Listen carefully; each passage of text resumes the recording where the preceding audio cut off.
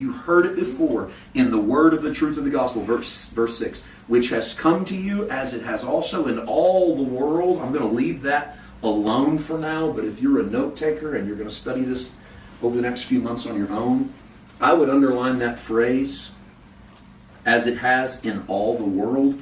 And then out in your margin, write chapter 1, verse 23.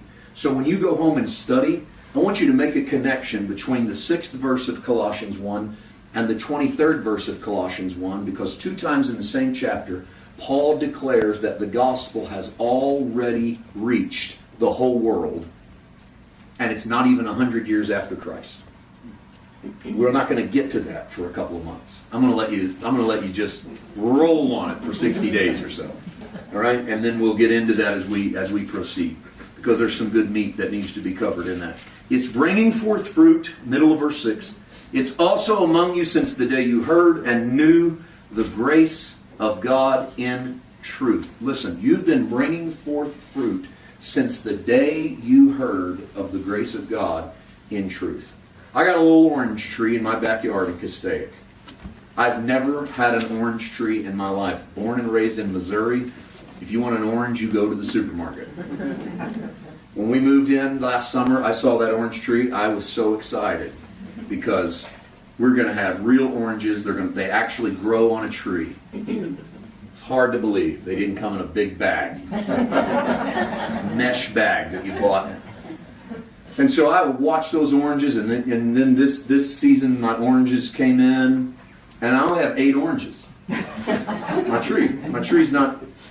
And so I thought that was a good crop of oranges, because 8 oranges, that's a whole bag. And so I got all my oranges, and they're falling off, and I pick them up, go in, and go show the family. Look, guys, we got one of our 8 oranges. Now we're down to 7. It was like a running count. No one in the family was counting but me.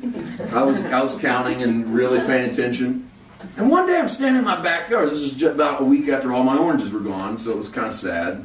And, my game was over with. I couldn't count my oranges down anymore. And I'm standing in my backyard. I'm looking across my neighbor's. Got a wall about shoulder high. And I look across my neighbor's yard, and he has, I never noticed it before, he has a tree that has at least 200 oranges on it. I mean, there's oranges on top of oranges. It's bionic oranges. And I had never noticed. I was so infatuated with my orange tree that I never noticed the real orange tree. And I mean, I had a moment there where it wasn't envy. I've ate one of the 8 oranges. I'm not really into oranges, but I'm just loving having them. I actually enjoy eating them. I'm saving the other 7. And so I wasn't envious, but I looked at his tree and I thought, why? He has like 200 oranges. Why do I only have 8 oranges? And it was so simple, I missed it all along. My tree's not very big. He's kind of a baby tree. I didn't notice my leaves are different size than his leaves. He has way more branches. It's a lot taller. It's as big around as this living room. My tree's a dinky little tree. And it struck me in the spirit that we squeeze new converts to produce the good fruit of the Spirit. And we get so upset that all they can give us is 8 oranges of niceness and kindness and gentleness. And then why are they not producing more? And it was as if the Holy Spirit said to me, we have to be patient with my children and allow the fruit of the Spirit to grow in their lives. Don't press them, don't push them, don't dig around them, don't prune off branches. Just allow them to grow in the sunshine of my love and my favor and my grace. And when you address them with grace and peace. Start them off with grace and peace. And don't worry if they're going to abuse it, because we've been so scared for so long that if we give people grace, they'll run like crazy and they'll abuse it. And we say, well, I can't open with it. I've heard pastors say, I love what you're preaching, but I can't preach that to my church because those people will sin like crazy. Listen, who do we think we are?